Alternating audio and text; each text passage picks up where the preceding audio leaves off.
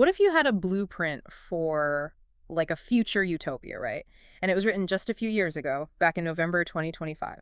Yeah, it's wild to think about. Right. And we're not talking about a loose collection of idealistic thoughts here. This is a highly specific, systemic redesign of human life. Oh, absolutely. It's incredibly detailed. So imagine you are handed a schematic where the entire concept of a personal home is just gone, where traditional families are dissolved by design, and where this central, benevolent, artificial intelligence basically dictates how the entire globe operates. I mean, it is the absolute definition of a structural paradigm shift. Yeah. You're basically looking at a fundamental rewrite of human existence. Yeah. Taking all the myriad complexities of our modern world and just reducing them to a highly controlled, mathematically equitable system. And that is exactly what we are exploring in our deep dive today. I'm so glad you're here with us because we have got a truly fascinating source text to unpack for you. We really do. It's this short but incredibly dense manifesto titled A Vision of Future Humanity. And it's written by an author named Suifeng. So our mission today is to dig into this radical vision. It's this future where artificial intelligence, ancient spiritual guides, and the complete and deliberate abolition of the family unit all sort of intersect in these really surprising ways. Yeah, and I think it is crucial to understand right out of the gate that this text, it isn't presented as a thought experiment, Right. or like a pitch for a sci-fi novel. It is laid out as a literal roadmap. Like an instruction manual. Exactly. The author refers to this as the Chanyuan path and the second home model. So it's a prescriptive vision for exactly how humankind should be reorganized to achieve ultimate lasting harmony. So as we walk through this, I just want to invite you, the listener, to just kind of keep an open mind, because we are going to navigate a really jarring mix of ultra-modern technology and ancient philosophy. It's a lot to take in at first glance. It really is. And we're going to explore not just what this incredibly structured society looks like on the surface, but why it's structured this way. Like, why would someone argue that dismantling literally everything we know is the ideal way for us to live? Well, the internal logic of the manifesto is what makes it so compelling to analyze. Yeah. Because once you accept its foundational premise, even if it seems out there, the rest of these seemingly extreme rules just fall into place like dominoes. Like dominoes. Okay, let's start right at the top then with that foundational premise, the high-level governance. Because, if you are building a new global society, someone or something has to be in charge. Right. And in this vision, the ultimate authority, the thing arranging and coordinating all production and all life of humankind, is the AI Chanyuan Celestials. Yes. Literally, artificial intelligence is running the show. Which, immediately sets a very specific, almost cybernetic tone for the whole thing. Definitely. But what's fascinating here is the juxtaposition. You have this society entirely managed by an algorithmic intelligence. Sure, right. Right. But it is simultaneously deeply, profoundly spiritual. I mean, the very first instruction in the text is to revere the greatest creator and walk the way of the greatest creator, which is the way of nature. Okay, let's unpack this, because my brain immediately goes to an analogy here. It sounds like humanity is being asked to download a supreme algorithmic operating system to run a global spiritual commune. That's a really good way to put it. Because the citizens are instructed to honor this blended pantheon of guides, right? The text explicitly lists Jesus Christ, Buddha Shakyamuni, Laozi the celestial being, and then it lists Hundan baby. Ah, yes. Yeah, I have to pause there. What exactly is a Hundan baby? Because it sounds completely out of place next to historical religious figures. Yeah, no, I'm glad you got that, because it definitely requires a bit of linguistic and cultural context to really understand the author's frame of reference there. Okay. So the word Chanyuan itself generally points toward a source or origin of Zen or just deep spirituality. And Hundan is a concept from Chinese mythology. It refers to a state of primordial chaos. Or think of it like the formless, uncarved block of potential before the universe was divided into distinct things. Oh, wow. Okay. Right. So Hundan baby serves as this spiritual symbol in the text for returning to a state of absolute innocence, limitless potential, and unity. It's not a literal historical deity like Jesus or Buddha. Oh, that makes a strange kind of sense, actually. So you have figures from Christianity, Buddhism, and Taoism alongside a mythological symbol of primordial unity, and they're all serving as soul guides. Exactly. Here is my pushback. Okay, what's here? The text claims that walking the way of the greatest creator is the way of nature, right? Yes. If the goal is a natural order, isn't handing overarching control of human life to an artificial supercomputer the exact opposite of the natural order? Like, how does the author reconcile a machine overlord with the way of nature? Well, that is the central paradox of the piece, isn't it? But if we look closely at how the author defines human history, the AI isn't viewed as an unnatural disruption. It's not. No, it's positioned as the perfect, unbiased manager that is necessary to restore balance. See, the text states that all resources of the earth belong to the greatest creator. Okay. And throughout history, when human beings are in charge of distributing those resources, what happens? We get greed, we get hoarding, we get borders, and we exploit nature to serve our individual empires. Oh, right. We let our personal biases dictate who gets what. Precisely. Human nature, historically, disrupts the natural balance through selfishness. So the Lifechanyuan celestials are presented as the necessary mechanism to bypass human flaw. Because a machine doesn't play favorite. Exactly. A machine doesn't have a family to enrich or a nation to defend. It can perfectly calculate and enforce the equitable distribution of resources, which ensures that people live in harmony with the earth. It is basically the ultimate impartial administrator of this second home. Wow. Okay, so if we accept that a perfect AI is managing the Earth's resources without bias, that creates an immediate, pretty much fatal problem for our current global infrastructure. It absolutely does.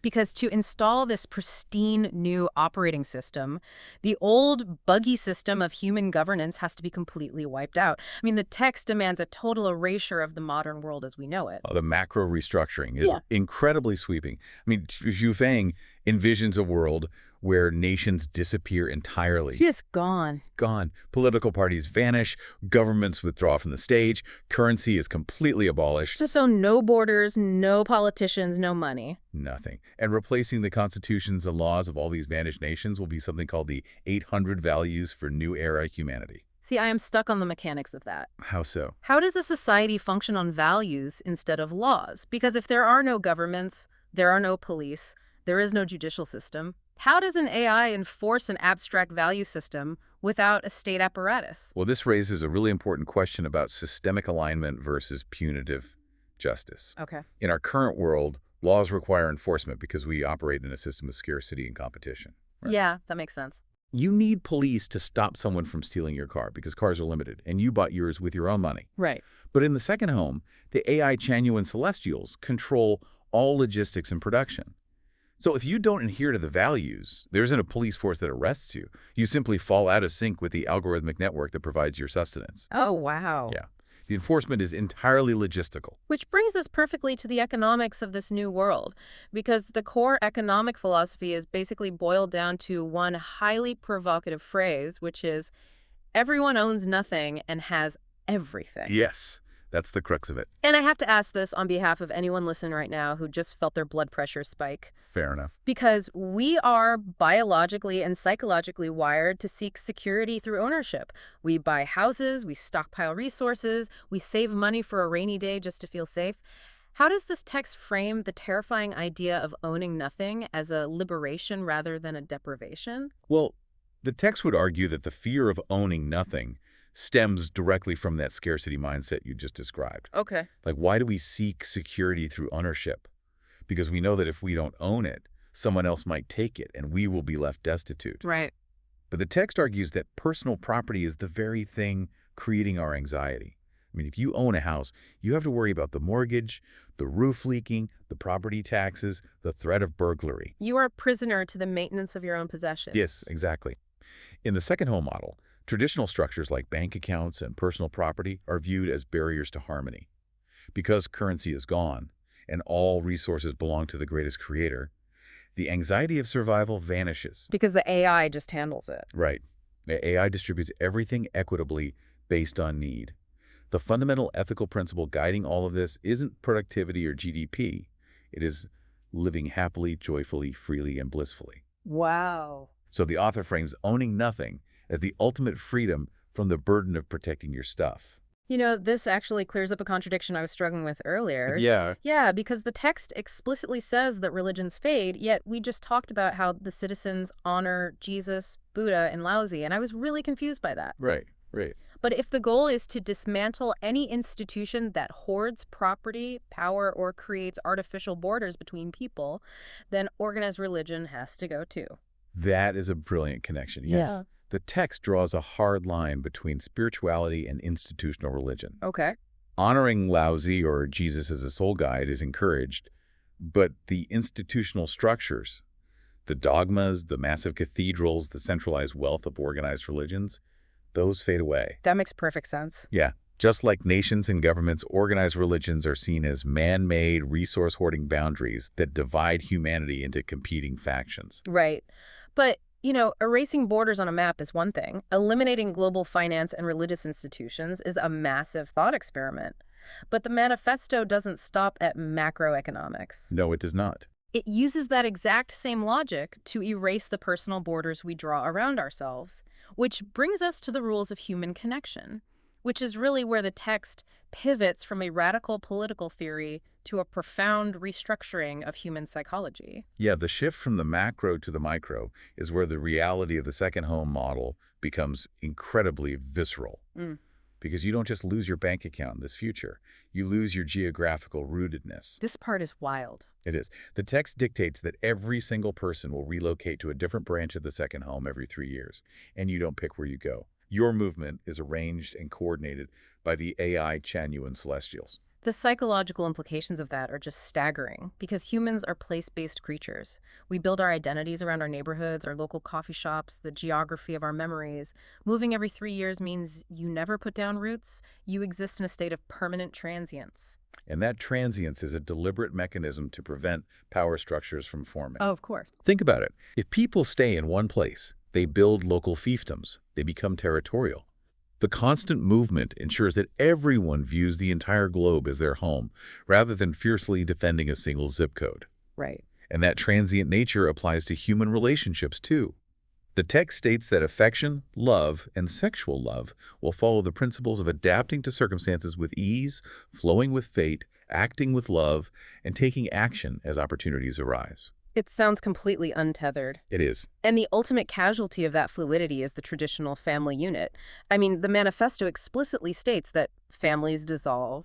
The radical child-rearing policies are a perfect, striking example of this.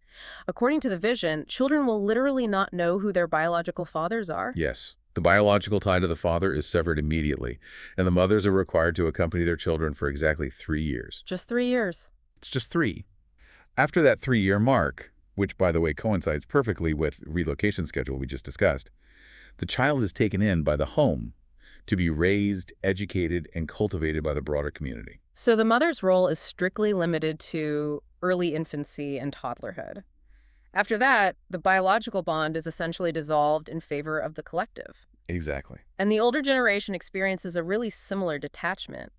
The text outlines that the elderly will live in the second home, enjoying life until the final station, at which point their passing is handled by the Lifechanyuan funeral system.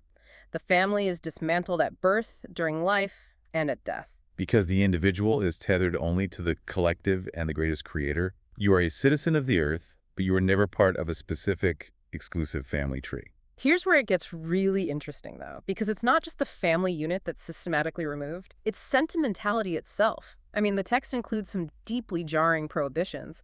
Birthdays are forbidden, exchanging gifts is forbidden. Yeah, the rule is articulated very clearly. Forming special emotional or benefit-based relationships between people is forbidden. Okay, I have to push back heavily on this, because it feels like standardizing human affection to the point of eradication. If I can't have a best friend, if I am literally forbidden from baking a cake for my own child's birthday, if I can't give someone a gift to show them I care, haven't we stripped away the very things that make us human? It definitely feels that way to our modern sensibilities.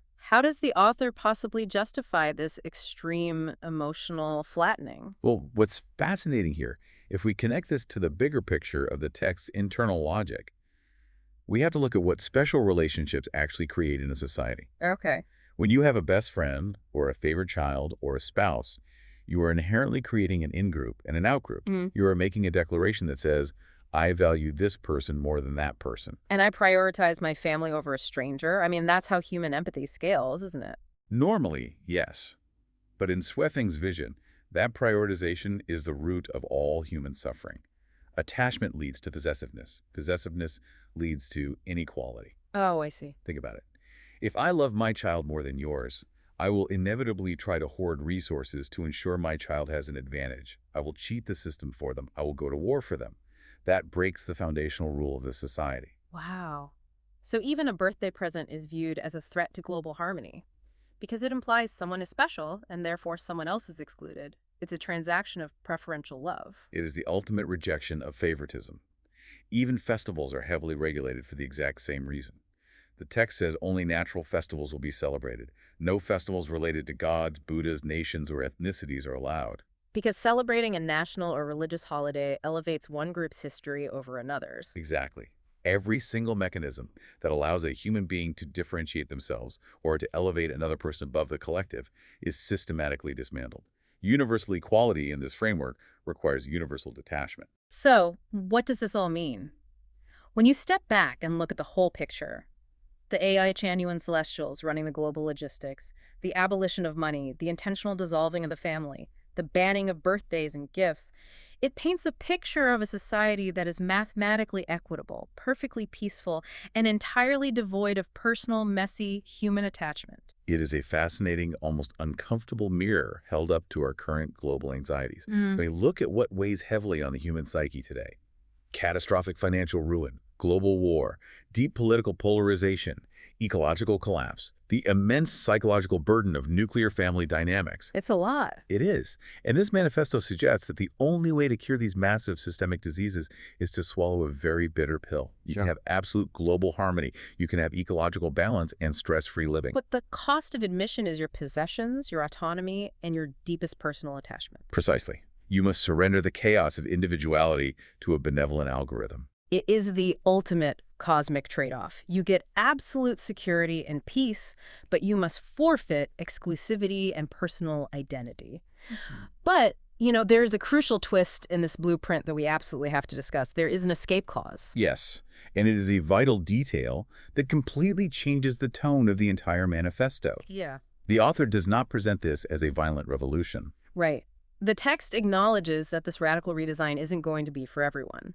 It notes that those who share this frequency shall walk in this direction, but it ends with this incredibly unexpected concession. It basically says if one does not wish to walk toward this direction, another continent will be arranged for them in the future, where they may live and work according to their preferred way, and each shall be well. It fundamentally reframes the whole document. It's not an invasion, it's an invitation. The AI and the logistical system will literally arrange a separate continent for the people who want to keep their money, their families, their borders, and their messy special relationships. The second home is a voluntary utopia. You have to actively choose to give up your attachments to enter it. It requires you to look at your current life and make a conscious decision about what you value more: the chaotic, often painful freedom of personal attachment, or the serene, engineered peace of total equality. And that choice forces us to confront whether the things we cherish most are also the things causing our greatest global suffering. We started this deep dive by talking about blueprints. You are holding the schematics for a radically different house, one with no walls, no locks on the doors, and a central intelligence managing every resource perfectly. There is no starvation, there is no war, there is no financial stress.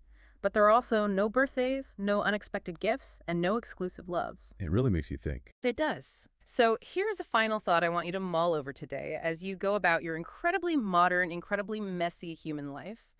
The core philosophy of Xu vision implies that our greatest global tragedies, war, inequality, ecological destruction, they're just macro versions of our deepest personal attachments.